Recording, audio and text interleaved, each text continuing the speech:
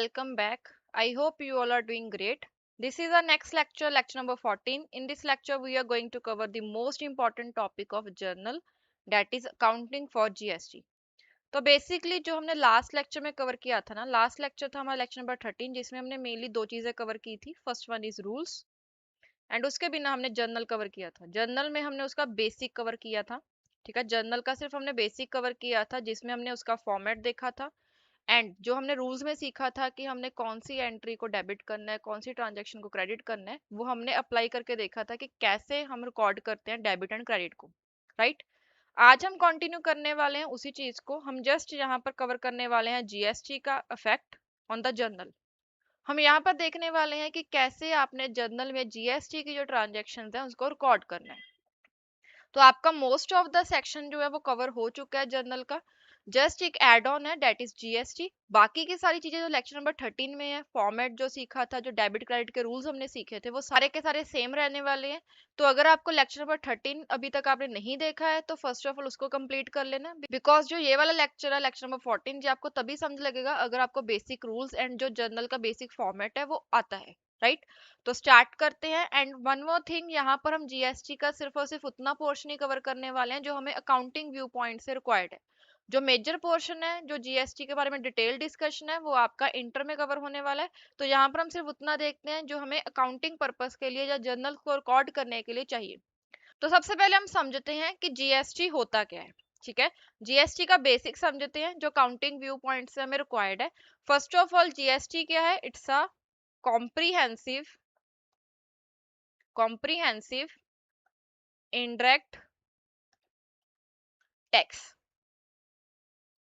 जो जीएसटी होता है, this is a indirect tax. अभी इनडायरेक्ट टैक्स और डायरेक्ट टैक्स में क्या डिफरेंस होता है? देखो, there are two types of tax in the world. First one is direct tax and second one is indirect tax. जो डायरेक्ट टैक्स है, that is a income tax. Income tax का देखो कैसे होता है. एक पर्सन है जिसने इनकम अर्न की, वो पर्सन क्या करेगा, अपनी इनकम का एक डिटेल रिपोर्ट बनाएगा जिसको हम रिटर्न्स बोलते हैं. वो रिटर्न भरेगा एंड उसके बेसिस पर जो भी उसका टैक्स बनता है वो डायरेक्टली गवर्नमेंट को पे करेगा. तो अगर ए की इनकम है, ठीक है, दिस इज पर्सन ए, जे अगर ए की इनकम है तो ए डायरेक्टली गवर्नमेंट को पे कर रहा है bye filing the return. Right, but जो जीएसटी है, this is a indirect tax. इसमें क्या होता है कि अगर मान लो कि एक बी पर्सन है एंड एक ए पर्सन है. बी पर्सन ने ए को गुड्स सेल की, तो ए की रिस्पॉन्सिबिलिटी है कि उसने बी को क्या करना है, अपने गुड्स की पेमेंट भी करनी है अलोंग विथ टैक्स की पेमेंट भी करनी है, डेट इज जीएसटी. तो बी क्या कर रहा है यहाँ पर? बी जो है वो टैक्स कलेक्ट कर रहा है ए का, एंड बी की रिस्पॉन्सिबिलिटी है कि उसने गवर्नमेंट को पे करना है. यहाँ पर पेमेंट की किसने है? ए ने ही पेमेंट की है. ए ने बी को दिया, बी आगे गवर्नमेंट को पेमेंट करेगा. क्लियर है? तो जीएसटी क्या है? GST is our indirect tax. And ये कब एप्लीकेबल होता है? On the supply of goods और सर्विसेज. अकाउंटिंग के व्यू पॉइंट से समझो कि सप्लाई का मतलब क्या होता है. सप्लाई का मतलब होता है कि जब भी आप कोई भी गुड्स और सर्विसेज को परचेज करते हो या फिर सेल करते हो, that is applicable. Means GST तब एप्लीकेबल हो जाएगा जब आपने गुड्स को परचेज किया या सेल किया. अकाउंटिंग के व्यू पॉइंट से इतना सफिशिएंट है, बाकी डिटेल डिस्कशन आपकी इंटर में होगी. राइट, अभी यहाँ पर जीएसटी तीन तरह का होता है, आई गेस सभी को पता होगा. That first one is CGST, second one is SGST, and यहाँ पर अगर यूटी है देन यूटी जीएसटी. उसके बिना हमारे पास थर्ड होता है आईजीएसटी. जो सीजीएसटी और एसजीएसटी है, दीज टू दे अप्लाई होते हैं on the intra state supply. मतलब कि जब भी कोई पर्सन गुड्स और सर्विसेज की सप्लाई कर रहा है और वो इंट्रा स्टेट कर रहा है, with in the same state कर रहा है, लाइक दिल्ली की सप्लाई अगर दिल्ली में ही हो रही है, देन वहां पर क्या एप्लीकेबल हो जाएगा? CGST and SGST in the equal proportion, that is 50% CGST and 50% he SGST. But अगर इंटर स्टेट सप्लाई है, इंटर स्टेट सप्लाई हो रही है, इंटर स्टेट मतलब दिल्ली वाले पर्सन ने पंजाब के पर्सन को सप्लाई किया, देन वहां पर क्या हो जाएगा, 100% आईजीएसटी लगेगा। जो भी आईजीएसटी का रेट है वो उतना exact rate as a IGST collect किया जाएगा, and this is again by the central government. जबकि जो सीजीएसटी होता है ये भी सेंट्रल गवर्नमेंट का होता है, SGST is by state government. Clear है? This is a very basic, ये आपको इतना पता होना चाहिए ताकि आप कैलकुलेशन सही से कर सको एज वेल एज अपनी एंट्रीज को सही से रिकॉर्ड कर सको। ठीक है, तो ये चीज समझनी जरूरी है कि कौन गवर्नमेंट कब कौन सा टैक्स लगता है, तभी आप उसको एक्यूरेटली कैलकुलेट कर पाओगे। तो तीन तरह के टैक्सेस हैं, first one is CGST, second is SGST and third one is IGST. CGST and SGST applicable होता है in case of intra state supply, and वो 50% ईच लगता है। ठीक है, एंड जो IGST that is applicable in case of interstate supply, and ये 100% लगता है, यहाँ पर कोई भी पार्टीशन नहीं होती। That's it. अभी हमें यहाँ पर ना एक इंपॉर्टेंट कंसेप्ट समझने वाले हैं, that is the input GST and output GST.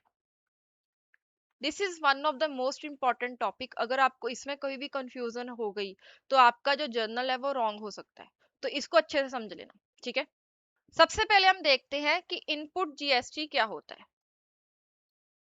हमने अभी ऊपर देखा कि जब भी आप गुड्स और सर्विसेज की सप्लाई करते हो, सप्लाई मतलब परचेज और सेल करते हो, तब आपका जीएसटी एप्लीकेबल होता है।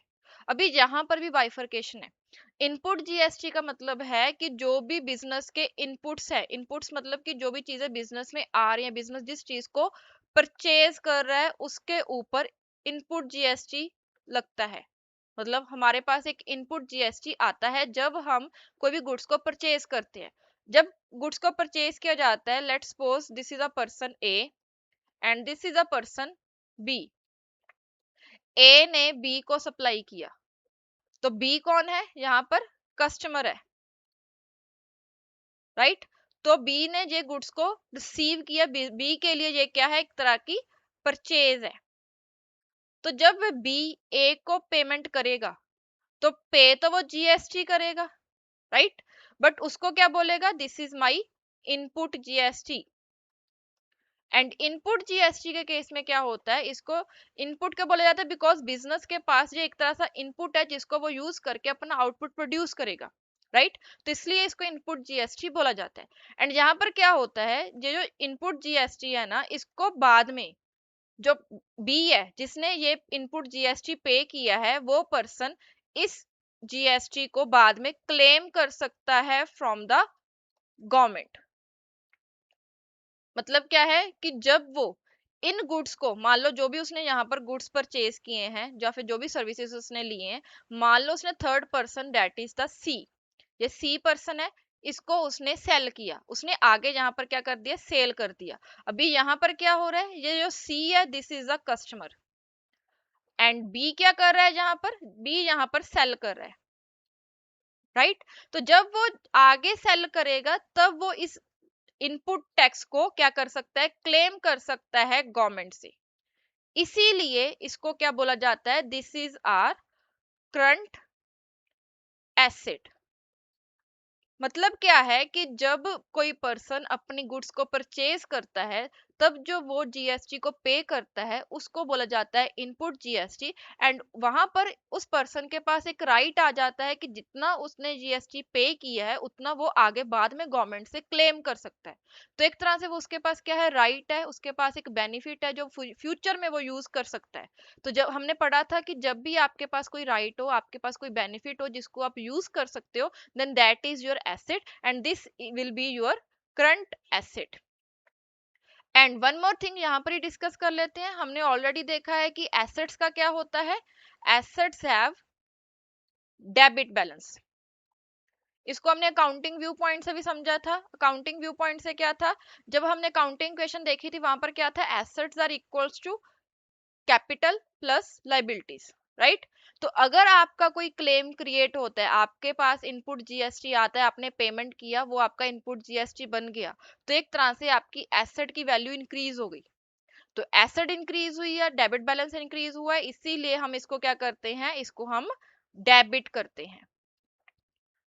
जो इनपुट जीएसटी क्रिएट होगा that will be your current asset, and जब भी करंट एसेट क्रिएट होती है then you have to debit it, that's it. This is all about input GST. इसको हम जर्नल एंट्रीज के थ्रू भी समझेंगे। फर्स्ट ऑफ ऑल आपको कंसेप्ट समझ लगना जरूरी है कि इनपुट जीएसटी होता क्या है। जब भी आप कोई गुड्स को परचेज करते हो या फिर आप कोई सर्विसेज को परचेज करते हो तब ये एप्लीकेबल होता है। जितना टैक्स आप पे करते हो that will become your input GST, जिसके ऊपर आप क्लेम कर सकते हो। एंड इस क्लेम को स्पेसिफिक नाम भी दिया गया है, that is ITC, input tax credit. ठीक है, तो this is named as ITC. आप आगे कॉमनली इसको यूज करने वाले हो। तो जब आपका आईटीसी होता है, आईटीसी एक तरह की आपकी करंट एसेट है जिसको आप क्लेम कर सकते हो फ्यूचर में, इसीलिए इसको क्या करते हैं हम डेबिट करते हैं। नाउ सेकंड होता है इसकी opposite, that is the output, output GST. जैसे वो परचेज में लगता है, ये कहां पर लगेगा, सेल के टाइम। इसमें क्या होता है, जैसे ऊपर वाले एग्जांपल में ही ले लेते हैं कि ए पर्सन है एंड एक बी पर्सन है। ठीक है, this is a B. A ने बी को गुड्स सेल किए थे। पहले क्या था कि बी क्या है यहाँ पर हमारा, बी वॉज आर कस्टमर। अभी यहाँ पर हमने देखना है कि ए कौन है। ए ने क्या किया है, ए ने यहाँ पर सेल की है, वो हमारा क्या है, सप्लायर है। तो यहाँ पर आउटपुट जीएसटी बेसिकली कहाँ किस व्यू से देखा जाएगा, ए के व्यू पॉइंट से देखा जाएगा कि ए ने जो गुड्स सेल की हैं वो ए के लिए क्या है, बी ने तो ए को टैक्स पे कर दिया। ठीक है, बी ने ए को जीएसटी पे किया। अभी ए के व्यू पॉइंट से देखो कि ए कौन है यहाँ पर, ए इज अ पर्सन जिसने टैक्स को कलेक्ट किया है एंड वो ही आगे चलकर गवर्नमेंट को ये पे करने वाला है। जीएसटी पेड टू गवर्नमेंट, वो गवर्नमेंट को आगे पे करेगा। मतलब क्या है कि वो बी से गुड जीएसटी कलेक्ट कर रहा है। मतलब क्या है कि वो जीएसटी जो है वो बी से कलेक्ट कर रहा है एंड आगे गवर्नमेंट को पे करने वाला है। तो जब भी कोई पर्सन अपनी गुड्स को सेल करता है, जो वो टैक्स कलेक्ट करता है that is it's output GST. ठीक है, जिसको उसने गवर्नमेंट को पे करना होता है। तो एक तरह से जो इसके पास जीएसटी की अमाउंट आई है वो इसके लिए एक तरह की लाइबिलिटी है। क्यों लाइबिलिटी है, बिकॉज इसने गवर्नमेंट के बिहाफ पर कलेक्ट किया है। जब तक ये गवर्नमेंट को पे नहीं करता तब तक इसकी रिस्पॉन्सिबिलिटी रहेगी कि इसने गवर्नमेंट को ये पे करना है, इसकी ऑब्लिगेशन है टू पे टू द गवर्नमेंट। इसने सिर्फ गवर्नमेंट के बिहाफ पर कलेक्ट किया है। ठीक है, तो जब आपकी ये लाइबिलिटी बनती है इसको हम क्या बोलते हैं, करंट लाइबिलिटी। एंड हमने ये भी देखा था कि जब भी आपकी लाइबिलिटी क्रिएट होती है तो आपका क्रेडिट साइड का बैलेंस इंक्रीज होता है, इसीलिए इसको हम क्या करते हैं, क्रेडिट करते हैं। तो आई होप आपको क्लियर हो गया होगा कि इनपुट जीएसटी क्या है, आउटपुट जीएसटी क्या है। इनपुट जीएसटी क्या था, जब आपने गुड्स को परचेज किया जो भी आपने टैक्स पे किया that is your input GST. जब आपने उन गुड्स को सेल कर दिया तो आपने सामने वाले पर्सन से कुछ टैक्स की अमाउंट भी ली एज वेल एज अपनी गुड्स की अमाउंट भी ली। जो टैक्स की अमाउंट आपके पास आई है वो आपकी इनकम नहीं है, वो आपने गवर्नमेंट के बिहाफ पर कलेक्ट किया है एंड आपकी रिस्पॉन्सिबिलिटी है कि आपने गवर्नमेंट को आगे पे करना है। तो एक तरह से जो इनपुट जीएसटी है that is your current asset, because वो आपको राइट देता है कि आप बाद में गवर्नमेंट से क्लेम कर सकते हो। जबकि जो आपने टैक्स कलेक्ट किया है वो आपकी रिस्पॉन्सिबिलिटी है कि आपने गवर्नमेंट को टाइमली पे करना है, then that will become your liability. जब एसेट क्रिएट होती है तो उसको हम डेबिट करते हैं, जब लाइबिलिटी क्रिएट होती है उसको हम क्या करते हैं, क्रेडिट करते हैं। That's it, this was the main concept of input GST and output GST. अभी यहाँ पर हमने देखा कि इनपुट जीएसटी जो होता है उसके लिए हमें आईटीसी मिलता है, that is input tax credit मिलता है। मेनली हमें एक राइट मिलता है, यहाँ पर हम गवर्नमेंट से फ्यूचर में क्लेम कर सकते हैं। तो कैसे क्लेम होता है इसको ना एक एग्जांपल के थ्रू डिटेल में देखते हैं। देखो, तीन पर्सन है, ए बी सी, तीनों की कंबाइंड स्टोरी देखते हैं ताकि आपको समझ लग जाए कि इनपुट जीएसटी क्या है, आउटपुट जीएसटी क्या है एंड कैसे क्लेम होता है। ए पर्सन ने बी को सेल किया, बी ने आगे उसको सी को सेल किया। तो जहां पर तीन पर्सन है, फर्स्ट ऑफ ऑल ए ने जब गुड्स को सेल किया तो ए कौन था हमारा, ए वॉज द सप्लायर जिसने सेल किया है and B was the customer, right. तो मान लो कि गुड्स की वैल्यू थी ₹100, तो बी ने ए को पेमेंट की होगी गुड्स की वैल्यू दैट इज 100, प्लस उसके ऊपर, अगर उसके ऊपर मान लो 12% का जीएसटी है तो 12 रुपीज एक्स्ट्रा पे किए, तो उसने बी ए को कितने की पेमेंट की है, 112 की पेमेंट की है। तो यहाँ पर जो बी ए है, ए 100 रुपीज अपने पास रख सकता है बिकॉज वो उसकी गुड्स की वैल्यू है, बट जो 12 रुपीज है वो उसने क्या करना है, गवर्नमेंट को डिपॉजिट करने हैं 12 रुपीज। क्लियर है? यहां तक कोई डाउट? अगर कोई डाउट है तो please comment in the comment section. ठीक है, अभी हम आगे मूव करते हैं। अभी मान लो कि बी ने एज इट इज गुड्स को सेल कर दिया टू सी, 100 रुपीज की गुड्स थी, उसने आगे सी को सेल कर दिए। तो अभी यहाँ पर बी कौन बन गया, बी बन गया हमारा सप्लायर, एंड यहाँ पर सी जो है वो कस्टमर बन गया। ठीक है, तो सी ने अगेन बी को पेमेंट की, बी को उसने 100 रुपीज दिए, प्लस उसने 12 रुपीज दिए, दैट इज 112। तो यहाँ पर अभी क्या है कि बी की रिस्पॉन्सिबिलिटी है कि बी ने क्या करना है, उसको गवर्नमेंट को डिपॉजिट करना है, कितने, 12 रुपीज। बट यहाँ पर एक पॉइंट है दैट ऑलरेडी गुड्स क्या है, सेम है, 100 रुपीज की ही गुड्स हैं जो उसने ऑलरेडी सेल कर दी है, एंड उसको आगे सेल किया गया to the C. Same goods है जो ए से बी के पास गई, बी ने आगे सेल किया टू द सी। पहले उसके ऊपर ऑलरेडी 12 रुपीज पे हो चुके हैं टैक्स की, तो अगर दोबारा से 12 रुपीज पे होते हैं then that will be the double tax, कि सेम गुड्स के ऊपर जब भी सेल करूंगा कोई person then they have to pay 12 rupees. This was wrong. इसीलिए यहाँ पर क्या कॉन्सेप्ट आता है, आईटीसी का। जो बी है उसने ऑलरेडी 12 रुपीज पे कर दिए हैं, राइट उसने कैसे पे किए, उसने जब ए को पेमेंट की तो उसने 12 रुपीज ऑलरेडी इंक्लूड करके पेमेंट किए थे, जो ए ने आगे गवर्नमेंट को डिपॉजिट कर दिया। तो यहाँ पर जो बी है उसको 12 रुपीज देने की जरूरत नहीं है, वो क्या करेगा, वो बोलेगा कि जो मैंने ऑलरेडी 12 रुपीज दिए हैं उसमें से आप ये 12 रुपीज कट कर लो। तो दिस इज कॉल्ड आईटीसी।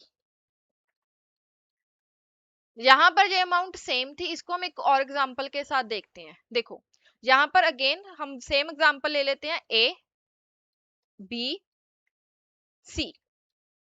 ठीक है, अगेन वही चीज कि यहाँ पर गुड्स 100 रुपीज की थी, हंड्रेड्स के ऊपर उसने क्या किया, 12 रुपीज ऐड किए, 112, ये सेम है। एंड जो ए है उसने क्या किया, इस अमाउंट को गवर्नमेंट को पे कर दिया 12 रुपीज को। जहां तक तो कोई चेंज नहीं आएगा। लेट्स सपोज कि जहां पर इसने क्या किया, उसके ऊपर थोड़ा सा अपना मार्जिन ऐड किया, उसने इन गुड्स को सेल कर दिया 110 में। अभी यहाँ पर अगेन जो बी सी है वो क्या करेगा, बी को टैक्स की पेमेंट करेगा। एक तो गुड्स की पेमेंट होने वाली है 110 रुपए की, उसके साथ वो 12% पे करेगा। अभी यहाँ पर आपको 110 का अगर आप 12% करते हो 110 एंड इसका 12% आपने किया तो दिस विल बिकम 113.20। तो मतलब क्या है कि जब बी ने गुड्स परचेज किए थे तब उसने क्या किया था, उसने 100 प्लस 12 रुपीज पे किए थे एज अ टैक्स। बट जब वो सी से कलेक्ट कर रहा है तो उसने 113 रुपीज 113.20 कलेक्ट किए हैं, एंड जो उसने क्या करने हैं, गवर्नमेंट को पे करने हैं। तो यहाँ पर उसने क्या करना है, 13.20 जो है उसने गवर्नमेंट को पे करना है। बट जहां पर अभी उसके पास राइट है कि जो उसने ऑलरेडी पे कर दिया है, ये जो उसने 12 रुपीज ए के थ्रू पे कर दिया है, इसको वो क्लेम कर सकता है एज अ आईटीसी। तो कैसे होता है, वो देखता है कि मेरी आउटपुट जीएसटी कितनी है। अभी यहाँ पर समझो कि आउटपुट जीएसटी और इनपुट जीएसटी का रेलिवेंस क्या था। आउटपुट जीएसटी मतलब कि जो उसने गुड्स सेल किए हैं, ये जो उसने 110 रुपए के गुड्स सेल किए हैं, इसके ऊपर उसका कितना जीएसटी का अमाउंट बन रहा है, दैट इज 13.20। एंड वो देखेगा कि मैंने ऑलरेडी कितना पे कर दिया, डेट इज इनपुट जीएसटी मेरा कितना था। उसका इनपुट जीएसटी कितना था, 12 रुपीज। तो एडिशनल कितना बनता है, 1.20, राइट। तो उसकी रिस्पॉन्सिबिलिटी डेट इज बी की जो रिस्पॉन्सिबिलिटी है, उसने सिर्फ कितना पे करना है, 1.20 पे करना है। जो जे उसने माइनस किया है ना 12 रुपीज, जहां पर उसने जो माइनस किए हैं, दिस इज इट्स आईटीसी, जो वो क्लेम करने का उसके पास राइट होता है। तो जब बी अपना टैक्स डिपॉजिट करवाएगा तो वो वहां से आईटीसी क्लेम करेगा, जितनी अमाउंट का उसने ऑलरेडी टैक्स पहले पे कर दिया है ऑन दैट गुड्स। अगर उसने 12 रुपीज पे किए हैं तो उसका 12 रुपीज वहां से माइनस हो जाएगा, एंड जितना एडिशनल बैलेंस बनता है उसने सिर्फ उतने की ही बैंक पेमेंट करनी है। क्लियर है यहाँ तक? This is all about output GST, input GST and जो एडजस्टमेंट है आईटीसी की वो। अभी हम इसी के बेसिस पर ना दो मास्टर क्वेश्चन सॉल्व करेंगे, जहां पर क्वेश्चन भी लिखेंगे एंड उसका सोल्यूशन भी लिखेंगे, ताकि आपको डिटेल में क्लियर हो जाए कि कैसे एडजस्टमेंट्स की जाती हैं एंड कैसे सेट ऑफ किया जाता है। ठीक है, तो स्टार्ट करते हैं। बट उससे पहले एक पॉइंट है, एक जस्ट एक जर्नल एंट्रीज आपको एक्सप्लेन करनी है कि कैसे आपने जर्नल एंट्रीज को रिकॉर्ड करना है। आप एक जगह पर इनको लिख कर रख सकते हो, ताकि आपको जब भी रिवीजन करनी हो जीएसटी की जर्नल एंट्रीज की, तो आप डायरेक्टली जहां से रिवाइज कर सको। तो आपकी जर्नल एंट्रीज क्या है, आप यहाँ पर एक नोट में बनाकर लिख सकते हो। ठीक है, आपकी जर्नल एंट्रीज क्या है? फर्स्ट जर्नल एंट्री आपकी होगी रिगार्डिंग द परचेज, जब आपने गुड्स को परचेज किया। अभी परचेज करते टाइम सबसे पहले परचेज हुआ है, परचेज इज योर एक्सपेंस। हम क्या करते हैं, परचेज को क्या करते हैं, डेबिट करते हैं, because it is a expense. तो आप सिंपली यहाँ पर एक लिस्ट की तरह लिख सकते हो कि आपने कैसे जर्नल एंट्रीज को डालना है। सबसे पहले परचेज की जर्नल एंट्री है, purchase is an expense, and expense को हम क्या करते हैं, डेबिट करते हैं। इसको आप गोल्डन रूल्स के अकॉर्डिंग भी देख सकते हो, अकाउंटिंग इक्वेशन के अकॉर्डिंग भी देख सकते हो। जैसे आपको याद रहता है वैसे इसको डिसाइड कर सकते हो कि आपने डेबिट करना है या क्रेडिट करना है। बट यहाँ पर एक्सपेंसिस को क्या करते हैं, हम डेबिट करते हैं। क्लियर है? उसके बाद हमने क्या करना है, अभी हमने जहां पर परचेज किया है, परचेज करते टाइम अगर आप बी यहाँ पर देखोगे, बी के व्यू पॉइंट से देखो, बी ने क्या किया है, यहाँ पर परचेज किया है। उसने कितने का परचेज किया, उसने गुड्स को परचेज किया है 100 का। उसके ऊपर उसकी एक और चीज ऐड होगी, डेट इज 12 रुपीज का जीएसटी। तो जहां पर उसने ओवरऑल कितने की पेमेंट करनी है, ओवरऑल उसने गुड्स की पेमेंट भी करनी है एज वेल एज टैक्स की पेमेंट भी करनी है, राइट? बट यहाँ पर उसके लिए जो जो टैक्स है, this is what, this is it's input tax, right, जिसको वो क्लेम कर सकता है। तो it will become it's input GST account debit. अभी जहां पर हमने इसको डेबिट क्यों किया, इसको हमने डेबिट इसलिए किया बिकॉज मैंने ऑलरेडी ये बता दिया है कि this is your current asset, because जहां पर आपके पास राइट है कि आप इस अमाउंट को बाद में क्लेम कर सकते हो। अगर ये आपका एक्सपेंस होता तो आप इसको एज एक्सपेंस भी डेबिट करते, बट जहां पर आप इसको एज एक्सपेंस डेबिट नहीं कर रहे, आप इसको जहां पर as a current asset debit कर रहे हो, बिकॉज इसके ऊपर आपके पास राइट मिल जाता है एज अ आईटीसी। एंड इसके बाद थर्ड यहाँ पर आएगा टू, यहाँ पर आप बैंक लिख सकते हो या फिर आप सप्लायर का नाम लिख सकते हो, डेट डिपेंड्स ऑन कि आपकी कैश ट्रांजेक्शन है या क्रेडिट ट्रांजेक्शन है। एंड यहाँ पर आपने एक सिंगल जीएसटी नहीं लिखना, ये मैंने सिर्फ आपको समझाने के लिए लिखा है।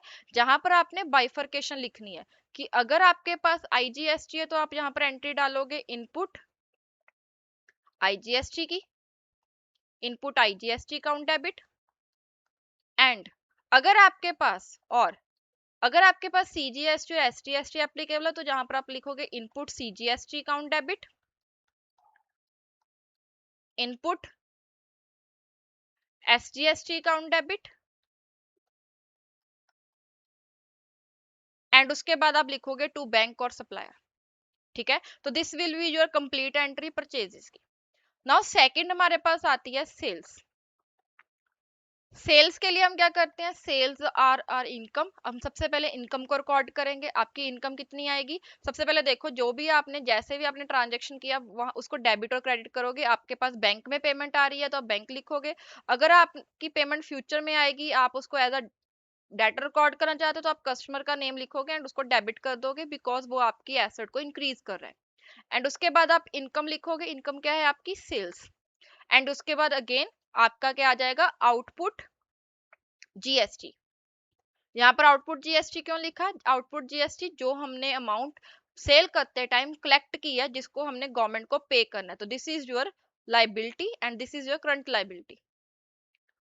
क्लियर है? अभी यहाँ पर ना एक इंपॉर्टेंट पॉइंट है जो आपको ध्यान में रखना है कि जो परचेज अकाउंट है, जो आप परचेज अकाउंट को डेबिट करोगे एंड जो सेल्स अकाउंट को आप डेबिट करोगे, उसको आपने करना है विद एक्चुअल अमाउंट। इसको आप कहीं पर भी लिख लो कि आपने एक्चुअल अमाउंट में करना है। जैसे ऊपर आपके पास एग्जांपल थी कि आपने 100 रुपीज की गुड्स को सेल किया एंड उसके ऊपर 12 रुपीज का टैक्स कलेक्ट किया, राइट। तो जो परचेज और सेल रिकॉर्ड होगी दोनों की बुक्स में वो 100 रुपीज से होगी, जो टैक्स की अमाउंट है वो टैक्स के अकाउंट में जाएगी। तो वो अगर आईजीएसटी है तो वो आईजीएसटी के अकाउंट में चले जाएगी, अगर वो सीजीएसटी और एसटीएसटी है जो 12 रुपीज है उसको हम बाइफरकेट कर देंगे 50% 50% में, डेट इज 6 and 6। क्लियर है। तो this is all about your purchase and sales. अभी लास्ट एक एंट्री हमारी होती है रिगार्डिंग दिस, जो आपने यहाँ पर कैलकुलेशन किया ना कि मेरा कितना पेमेंट गवर्नमेंट को बनता है क्लेम करने के बाद, एंड जब आप गवर्नमेंट को पे करोगे तो आपकी एक एडजस्टमेंट एंट्री होती है जिसको हम क्या बोलते हैं, सेट ऑफ एंट्री। इसको सेट ऑफ बोलते हैं, set of. This is a third entry. यहाँ पर क्या होता है, आपने जितना भी आउटपुट है, जो आपकी लाइबिलिटीज अभी आप क्या करने वाले हो, आप गवर्नमेंट को पे करने वाले हो। तो गवर्नमेंट को पे करने के लिए आपने क्या करना है, सबसे पहले अपनी लाइबिलिटीज को खत्म करना है। लाइबिलिटी मतलब जो आपका आउटपुट जीएसटी जो आपने क्रेडिट किया था उसको आप क्या कर दोगे, डेबिट कर दोगे। तो आउटपुट जीएसटी को आप क्या कर दोगे, डेबिट कर दोगे। एंड इसके बदले में आपको क्या हो रहा है, आपका इनपुट जीएसटी भी खत्म हो रहा है, बिकॉज आप उसको एडजस्ट कर रहे हो अपनी लाइबिलिटी को पे करने के लिए। तो आपका जो लाइबिलिटी है वो भी खत्म हो रहा है, आपकी एसेट भी खत्म हो रही है, बिकॉज आप एडजस्ट करके नेट बैलेंस पे करने वाले हो। तो जो आपने चीज क्रेडिट की थी उसको आप डेबिट कर दोगे, जो आपने डेबिट किया था उसको क्रेडिट कर दोगे। फर्स्टली आपने यहाँ पर देखो, आपने इनपुट जीएसटी को डेबिट किया था तो यहाँ पर आप क्या कर दोगे, उसको क्रेडिट कर दोगे। एंड आउटपुट जीएसटी को जहां पर आपने क्रेडिट किया था इसको आप क्या कर दोगे, डेबिट कर दोगे। एंड जो भी नेट बैलेंस आपका बचता है उसको आप बैंक के थ्रू पेमेंट कर दोगे। एंड अगर आप नेक्स्ट मंथ में कलेक्टिव पेमेंट करने वाले हो तो आप इसको जीएसटी पेबल अकाउंट में ले जाओगे, जीएसटी पेबल अकाउंट में। क्लियर है। तो जहां तक आपकी मेनली 3 एंट्री थी जो हमने समझनी थी, उसके लिए हमने ये सारा कॉन्सेप्ट समझा कि 3 तरह के टैक्सेस होते हैं। उसके बिना आपके पास इनपुट एंड आउटपुट जीएसटी का कॉन्सेप्ट था, एंड उसको हमने समझ लिया। उसके बाद आपकी मेनली ये 3 एंट्रीज है जो आपने एग्जाम के टाइम पे ध्यान रखनी है। अभी यहाँ पर ना आप एक मास्टर क्वेश्चन को नोट करो, उसके बाद हम उसको समझेंगे कि उसमें क्या कैलकुलेशंस और कैसे होती हैं, ताकि आपको एक कंप्लीट एग्जांपल मिल जाए कि कैसे ट्रांजैक्शंस को रिकॉर्ड किया जाता है। ठीक है। This is a master question number 1। ठीक है, जो हम प्रैक्टिस करने वाले, जिसमें हम सीखने वाले हैं कि कैसे हम जर्नल एंट्रीज को रिकॉर्ड करते हैं। तो स्टार्ट करते हैं। मान लो देयर इज अ बिजनेस जो दिल्ली बेस्ड है एंड उसके ऊपर जीएसटी एप्लीकेबल होता है 12%। तो यहाँ पर आपको एक चीज समझनी है कि अगर आपकी इंटरस्टेट सप्लाई होगी तो आपका आईजीएसटी एप्लीकेबल हो जाएगा, डेट इज 12%। बट अगर आपकी इंट्रा स्टेट सप्लाई होती है तो आपके ऊपर सीजीएसटी लगेगा 6% एंड एसटीएसटी लग जाएगा 6%। ठीक है। तो आपको ध्यान से देखना है कि कौन सी ट्रांजेक्शन इंट्रा स्टेट है एंड कौन सी ट्रांजेक्शन इंटर स्टेट है। क्लियर है। तो स्टार्ट करते हैं। 1 अप्रैल को started a business with cash and bank. Cash balance है 2 लाख एंड बैंक बैलेंस है 3 लाख। तो सबसे पहले हमारे पास जर्नल एंट्री आएगी। जर्नल एंट्री को बनाने से पहले यहाँ पर आप लिखो, फॉर्मेट कंप्लीट बनाना है, दैट इज जर्नल। एंड उसके ऊपर लिखेंगे ऊपर in the books of, and उसके बाद हम यहाँ पर लिखेंगे date, particulars, ledger folio, debit amount and credit amount. ठीक है। जब भी आपने कोई क्वेश्चन सॉल्व करना है, आपने ट्राई करना है कि उसको आप कंप्लीट फॉर्मेट्स के साथ सॉल्व करो, ताकि आपको फॉर्मेट्स में कोई कंफ्यूजन ना रहे एंड एग्जाम के टाइम पर आपको याद ना करना पड़े कि इसके लिए कौन सा फॉर्मेट था। जब आप शॉर्टकट्स यूज करते हो ना, तब एग्जाम के टाइम पर आपको थोड़ी सी प्रॉब्लम आती है माइंड करने में भी, कैसे करना था, क्या करें, कैसे स्टार्ट करें। तो यहाँ पर अगर आप कंप्लीट फॉर्मेट्स के साथ करोगे तो आपकी हैबिट बन जाएगी उस चीज की। ठीक है। तो यहाँ पर फर्स्ट ट्रांजेक्शन थी, बिजनेस स्टार्ट किया with cash and bank. April first की ट्रांजेक्शन है, अप्रैल 1। ठीक है। तो यहाँ पर आप इसको ऐसे भी लिख सकते हो, इसको हम कंप्लीट ही लिख लेते हैं, first is first April and 2026। यहाँ पर हम सबसे पहले एंट्री डालेंगे कैश की, कैश अकाउंट डेबिट। कैश हमारी एसेट है इसलिए इसको हम क्या कर रहे हैं, डेबिट कर रहे हैं। Again bank account debit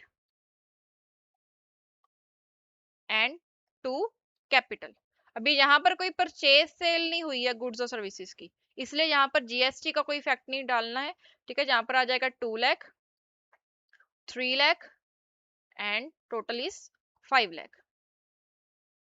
and उसके बिना यहाँ पर हमारे पास नरेशन आ जाएगी, बीइंग कैपिटल इंट्रोड्यूस्ड, एंड इसको आप अपनी वर्डिंग्स में कंप्लीट कर सकते हो। सेकंड ट्रांजैक्शन है अप्रैल 5 की। अप्रैल 5 को उन्होंने गुड्स परचेज किए हैं, किससे, रोहित दिल्ली से, रोहित जो है दिल्ली बेस्ड है, उससे 50,000 की गुड्स परचेज किए हैं, बट उसमें जीएसटी की अमाउंट ऐड करनी है। तो यहाँ पर उसने बोला कि बिजनेस भी दिल्ली का है, क्वेश्चन में बिजनेस भी दिल्ली का है, एंड जो रोहित है जिससे गुड्स परचेज किए हैं वो भी दिल्ली बेस्ड है। तो यहाँ पर कौन सा एप्लीकेबल होगा? CGST 6% and SGST 6%। जब भी आप गुड्स और सर्विसेज को परचेज करोगे तभी ही जीएसटी की एप्लीकेबिलिटी होगी, ऐसा नहीं कि सभी ट्रांजेक्शन में करना है। जैसे हमने कैपिटल इंट्रोड्यूस की जहाँ पर कोई गुड्स और सर्विसेज की डीलिंग नहीं हुई थी, इसलिए यहाँ पर कोई भी जीएसटी अप्लाई नहीं हुआ। तो यहाँ पर हम क्या करेंगे, अभी परचेज हुआ है दैट इज 5 अप्रैल 26। तो यहाँ पर हम सबसे पहले परचेज की एंट्री लिखेंगे। ठीक है, परचेज की एंट्री कैसे होती है? परचेजेस अकाउंट हम डेबिट करते हैं because purchases are expense. And उसके बाद हमने परचेज किया है 50,000 का, एंड 50,000 के ऊपर अगर आप कैलकुलेशन करोगे तो 50,000 का 6%, 50,000 इंटू 6% आपका क्या हो गया? 3,000। अभी ये जो 3,000 है, this is your input CGST account, and ये भी हमारा क्या हो जाएगा? डेबिट हो जाएगा because this is our current asset. Again input SGST account debit, and again 3,000। तो अगर आप 50,000 का 12% करते हो तो दिस विल बी 6,000। एंड जब आपका इंटरेस्ट रेट सप्लाई होता है तो अब आप क्या करते हो? टैक्स को इक्वल पोर्शन में डिवाइड कर देते हो बिटवीन सीजीएसटी एंड एसटीएसटी। तो जहां पर क्या हो जाएगा? 3,000 एंड 3,000। तो उन्होंने बोला कि आपने रोहित से परचेज किया, यहाँ पर नहीं मेंशन है कि कैश में परचेज किया या क्रेडिट पे परचेज किया। जब भी अकाउंटिंग के एग्जाम में आपको कहीं पर भी मेंशन ना हो कि कैश ट्रांजैक्शन है या क्रेडिट ट्रांजैक्शन, तो आपने अज्यूम करना है कि that is a credit transaction. तो यहाँ पर हम क्या करेंगे? रोहित का अकाउंट क्रेडिट कर देंगे because this is our creditor जिसको हमने पेमेंट करनी है। तो दिस विल बी 56,000। रोहित को हम 56,000 पे करेंगे। अभी रोहित आगे हमारे बेहाफ पर क्या करेगा? ये 6,000 जो है वो गवर्नमेंट को पे कर देगा। ठीक है, next transaction paid office rent. यहाँ पर क्या हुआ है? ऑफिस रेंट पे किया है। Office rent is a service, and इसमें 10,000 का ऑफिस रेंट है प्लस जीएसटी हमने करना है। तो 10th अप्रैल को ऑफिस रेंट पे हुआ है, 10th अप्रैल 26। यहाँ पर आपने नरेशन लिखनी है अपनी वर्डिंग्स में, आप कोई भी नरेशन लिख सकते हो। ठीक है, 10th अप्रैल को ऑफिस रेंट पे हुआ है, तो यहाँ पर आप लिखोगे rent account debit, this is again our expense. And अगर आपका एक्सपेंस हुआ है तो उसके ऊपर आपको क्या मिलेगा? Input CGST account debit and input SGST account debit. And lastly यहाँ पर हम एंट्री डालेंगे। फर्स्ट ऑफ ऑल 10,000 का रेंट था, एंड उसके ऊपर आपका 12% जीएसटी है, मतलब 1200, जिसमें से 600 आपका सीजीएसटी, 600 आपका एसटीएसटी आ जाएगा। एंड लास्टली आपने इसकी पेमेंट कर दी। उन्होंने क्या बोला था? Paid office rent. तो पेड का मतलब है कि पेमेंट हो चुकी है। तो यहाँ पर हम क्या लिखेंगे? Bank account, bank account. तो ये आ जाएगा हमारा 10,000 plus 1200 that is 11,200। And again यहाँ पर क्या आ जाएगी हमारी नरेशन? Being rent paid. उसके बाद नेक्स्ट ट्रांजैक्शन है हमारी, नेक्स्ट ट्रांजैक्शन है अप्रैल 15 की, दैट इज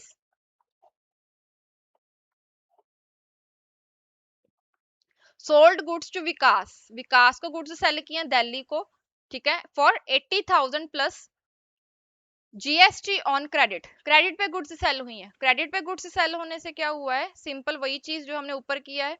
सबसे पहले हम क्या लिखेंगे यहाँ पर? अप्रैल 15 26। एंड यहाँ पर हम क्या लिखेंगे? सबसे पहले हमने सेल किया है ऑन क्रेडिट, किसको? विकास को। दिल्ली में ही हुआ है तो अगेन इंट्रास्टेट है, तो विकास का अकाउंट क्या हो जाएगा यहाँ पर? डेबिट, बिकॉज उससे हमने क्या करना है? अभी पेमेंट रिसीव करनी है। तो यहाँ पर हम क्या लिखेंगे? विकास अकाउंट डेबिट, देन हमारी आ जाएगी सेल्स अकाउंट, इसमें हमारा आ जाएगा output CGST account and output SGST account. अभी सेल्स की अमाउंट कितनी थी?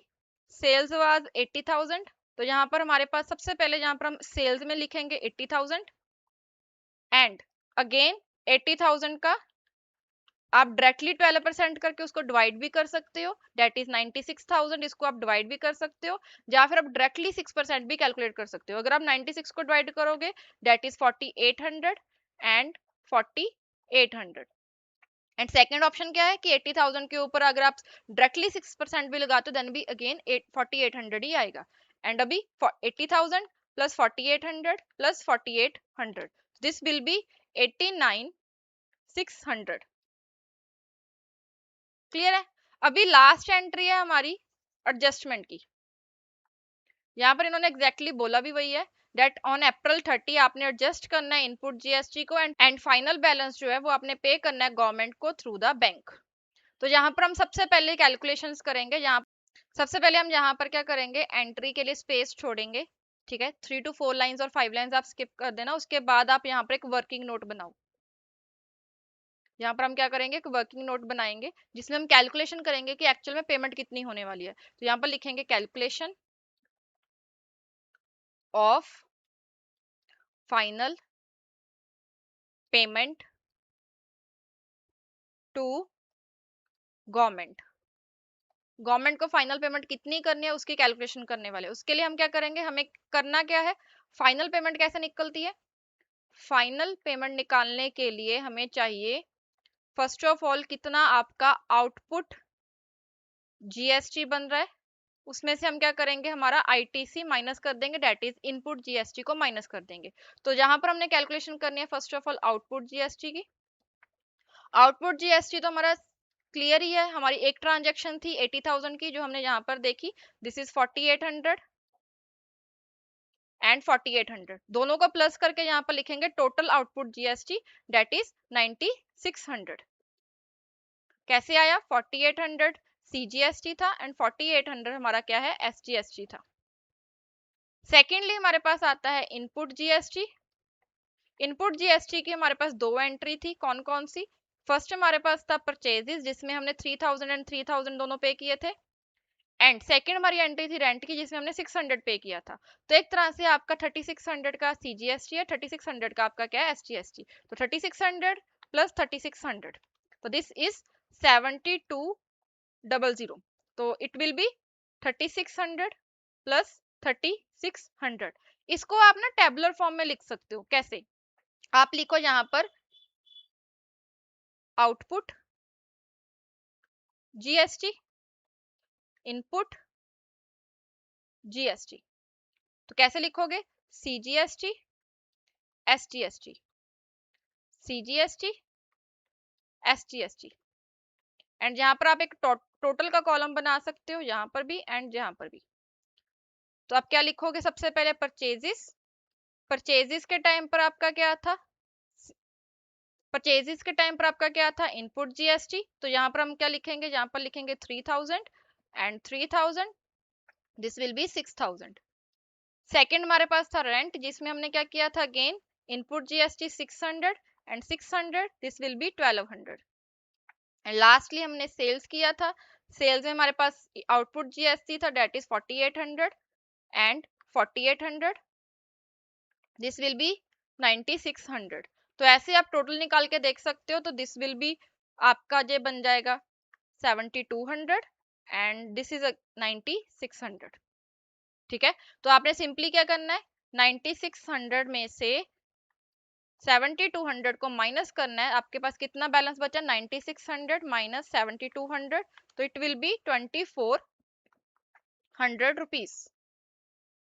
तो इसी की आपने यहाँ पर एंट्री डालनी है। सबसे पहले हमने क्या बोला था कि आप क्या करोगे, अपनी लाइबिलिटीज को खत्म करोगे। लाइबिलिटीज खत्म करने के लिए क्या होता है, जब आपने लाइबिलिटीज क्रिएट की थी तो आपने उसको क्या किया था, क्रेडिट किया था। अभी आप उसको क्या करोगे, डेबिट करोगे। तो output CGST account debit, output SGST account debit. तो जितनी भी आपकी लाइबिलिटी है वो आप यहाँ पर डेबिट कर दोगे। 4800 का सीजीएसटी का टोटल है एंड 4800 का एसजीएसटी का टोटल है। एंड उसके बाद आप क्या करोगे, इनपुट जीएसटी को रिवर्स करोगे, बिकॉज आप उसको क्लेम कर रहे हो अभी। जब आप क्लेम करते हो तो आप जितनी आपकी एसेट थी वो रिवर्स हो जाएगी। जब आपने उसको एसेट को क्रिएट किया था तो डेबिट किया था, अभी आप उसको क्लेम कर रहे हो तो आपकी एसेट खत्म हो रही है, तो डेट विल बी क्रेडिटेड। तो input CGST and input SGST।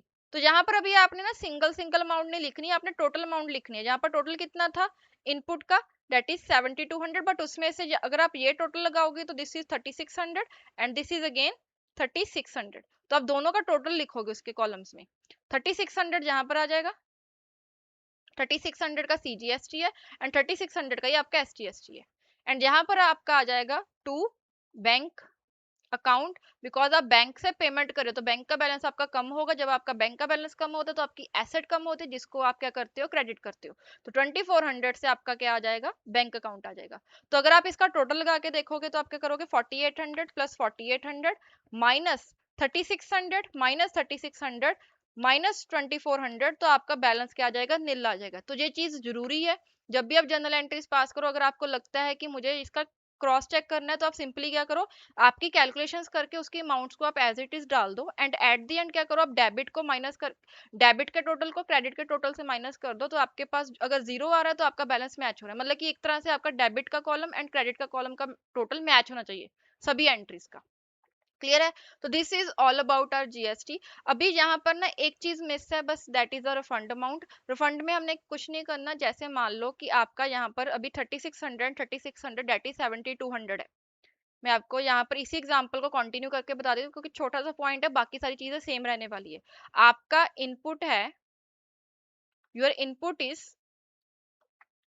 Input CGST and SGST का total, input CGST and SGST दोनों का टोटल बन रहा है 7200। ठीक है? अभी मान लो कि आपकी अभी जो सेल्स हुई है वो कम हुई है, तो आपका जो टोटल GST का है output, that is just 5000। Let's suppose कि वो जस्ट 5000 है और जो आपका इनपुट है वो 7200 का है।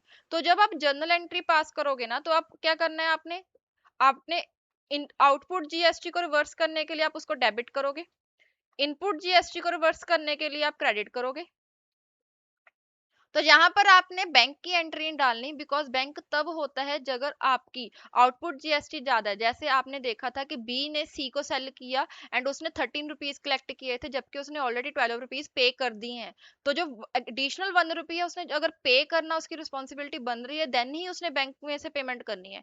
अभी मान लो उसने ऑलरेडी 12 रुपीज पे कर दिए हैं, तो उसका अगर आउटपुट GST बन रहा है सिर्फ 10 रुपीज, तो जो 2 रुपीज एक्स्ट्रा उसने पे किए हैं वो नेक्स्ट मंथ में वो क्लेम कर सकता है। तो यहाँ पर जो आउटपुट के अगेंस्ट एडजस्ट होगा सिर्फ उतना ही होगा, डेट इज 5000। एंड जो 7200 में से आपका 5000 आप माइनस करके देखोगे, 7200 माइनस 5000, तो दिस विल बी 2200। तो ये आपका क्या हो जाएगा, this will be your amount जो आपकी कैरी फॉरवर्ड हो जाएगी। ऐसा नहीं है कि ये 2200 आप क्लेम कर सकते हो एज अ रिफंड भी, गवर्नमेंट आपको 2200 पे करेगी, गवर्नमेंट आपको पे नहीं करेगी। आप इसको नेक्स्ट मंथ की जब आपकी आउटपुट आएगी उसमें आप एडजस्ट कर सकते हो। तब आपका टोटल इनपुट GST जो होगा, जो इस मंथ का 2200 बचा है वो, एज वेल एज जो नेक्स्ट मंथ का 22 आपने पे किया होगा इनपुट GST, वो दोनों का प्लस करके टोटल आएगा। उसमें से आप अपनी आउटपुट GST को एडजस्ट करोगे। तो रिफंड का इतना ही है कि आपका कोई रिफंड नहीं होता, आपने सिर्फ क्या करना है, जो बैलेंस आपका बचा है उसको आपने कैरी फॉरवर्ड करना है एंड इनपुट GST के कॉलम में आपकी उतनी ही अमाउंट आएगी जितनी आउटपुट लाइबिलिटी आप एडजस्ट कर रहे हो। क्लियर है? तो this is all about your GST topic. I hope कोई डाउट ना हो, अगर कोई डाउट है तो please comment in the comment section. तो इसके साथ आपका टॉपिक कंप्लीट हो गया GST का। अभी यहाँ पर आप होमवर्क नोट कर सकते हो। सबसे पहले आपने इलस्ट्रेशन नंबर 8, 9 एंड 10 तीनों को सॉल्व करना है, बिकॉज तीनों में एक चीज कॉमन है कि आपकी कोई सेट ऑफ की एंट्री नहीं है। आपकी परचेज की एंट्री है, सेल्स की एंट्री है, बट सेट ऑफ की एंट्री नहीं है। इसीलिए मैंने यहाँ पर मास्टर क्वेश्चन सॉल्व किया ताकि आपको कंप्लीट पोर्शन समझ लग जाए कि कैसे आपने, अगर आपको एग्जाम में सेट ऑफ की एंट्री भी आती है तो कैसे उसको एडजस्ट करना है। एंड सेकेंडली उसके बाद आपके पास ना बैक क्वेश्चन में प्रैक्टिस क्वेश्चन है, डेट इज 1 to 6। तो 6 क्वेश्चन जो हैं, 3 आपकी इलस्ट्रेशन है, इससे आपका पूरा का पूरा चैप्टर कंप्लीट हो जाएगा। इसमें आप ये मत सोचना कि आप, मैंने होमवर्क दे दिया तो आपको खुद से ही देखना पड़ेगा कैसे करना है कैसे नहीं। आपको इसी चैनल पे एक प्लेलिस्ट मिलेगी, that is questions and illustration. उसमें हमने ऑलरेडी ये सारे के सारे क्वेश्चंस को और इलस्ट्रेशंस को अपलोड कर दिया है। अगर कोई क्वेश्चन एंड इलस्ट्रेशन नहीं अपलोड हुआ होगा तो हम नेक्स्ट कमिंग डेज में उसको अपलोड कर देंगे। आपने फर्स्ट ऑफ ऑल अपनी नॉलेज के बेसिस पर, जो हमने अभी तक डिस्कशन किया उसके बेसिस पर खुद ट्राई करने हैं सारे क्वेश्चन। उसके बाद आपने उस वीडियो को देखना है। अगर आपको उसके बाद भी डाउट आता है then you can comment in the comment section freely. ठीक है, तो यहाँ से आपका जो ये यूनिट नंबर 1 है चैप्टर नंबर 2 का, ये कंप्लीट हो गया। अभी हम नेक्स्ट लेक्चर में स्टार्ट करेंगे हमारा लेजर।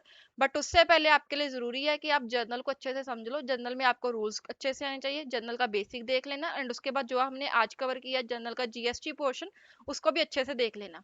एंड ये मास्टर क्वेश्चन को आप याद से सॉल्व करके देख लेना, बिकॉज इसमें सेट ऑफ का अच्छा एडजस्टमेंट है। आई विल ट्राई कि ऐसे more master questions I will upload, and उसकी वीडियोस भी I will separately upload on the channel, ताकि आप मोर प्रैक्टिस कर सको। बट फर्स्ट ऑफ ऑल हमारा टारगेट है कि हम मॉड्यूल को कंप्लीट करेंगे। उसके बिना आईसीआई का अदर मटेरियल जो है RTPs MTP past exam questions, उसको कंप्लीट करेंगे। उसके बिना भी अगर हमें लगेगा कि कोई ऐसा टॉपिक है जो टॉपिक डिस्कस हुआ है उसकी कोई इलस्ट्रेशन नहीं है, then we will create master questions and उसकी भी वीडियोस हम डाल देंगे।